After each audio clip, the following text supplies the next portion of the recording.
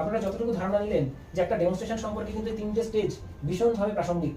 তার থেকে বড় ব্যাপার হলো এই যে ইন্টারঅ্যাক্টিভ স্টেজে আমি যখন মাইক্রো আর ম্যাক্রো লেসন প্ল্যানের কথা বললাম, এই মাইক্রো লেসন প্ল্যানের ক্ষেত্রে কিন্তু 7 থেকে 10 জন শিক্ষার্থী প্রাসঙ্গিক, কোনো কোনো জায়গায় মতান্তরে বলা হয় 5 থেকে 7 জন।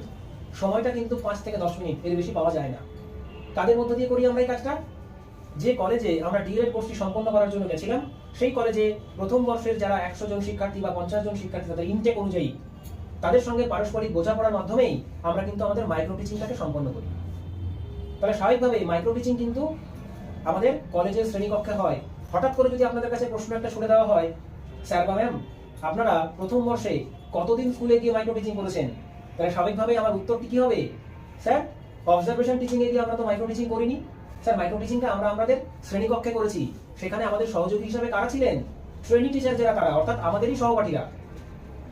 তাহলে স্বাভাবিক নিয়মে যখন পার্ট 1-এ আমরা কোনো স্কুলে গেছিলাম ভিজিটের জন্য, সেটা কিন্তু প্রি ইন্টার্নশিপ, সেটার আরেকটা পরিশীলিত নাম কি? Observation teaching. সেখানে মিড ডে মিল কিভাবে হয়, সেখানে ছাত্রছাত্রীদের রেজিস্টার কিভাবে মেনটেন করা হয়, অ্যাটেন্ডেন্স কিভাবে, মর্নিং অ্যাসেম্বলিতে আমরা পার্টিসিপেট করি, কিভাবে সাংস্কৃতিক অনুষ্ঠান হয়, কিভাবে ধারাবাহিক ক্রমে আমরা বৃক্ষরোপণ করতে পারি, কিভাবে ধারাবাহিক ক্রমে আমরা পাঠদান প্রক্রিয়াকে সুসম্পন্ন করতে পারি, যাবতীয় প্রেক্ষাপটকে এই অবজারভেশন টিচিং এর মাধ্যমে আমরা সম্পন্ন করি। এবং তার জন্য আমরা একটা খাতা তৈরি করি যেটাকে বলা হয় ইন্টার্নশিপ বেসড অ্যাক্টিভিটি, বা যার বাংলা নাম হচ্ছে বিদ্যালয় ইত্যাদি। তাহলে ধারাবাহিক ক্রমে আমরা কি বুঝলাম? যে প্রাইমারি ইন্টারভিউর ক্ষেত্রে ডেমনস্ট্রেশন একটা বড় পার্ট।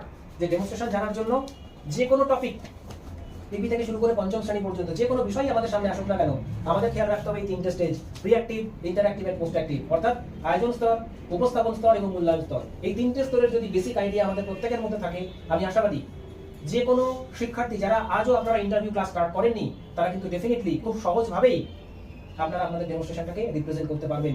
এবং ভয়হীন পরিবেশে চোখে চোখ রেখে কথা বলতে হবে। আমরা কিন্তু কেউ লড়াইয়ের ময়দান থেকে সরে যাব না। লড়াই করতে এসেছি, আমরা প্রত্যেকেই যোগ্য। সেই যোগ্যতা নিরিখে আমাদের কিন্তু আমাদের এই একটি পোস্টের জন্য আমাদের লড়াই।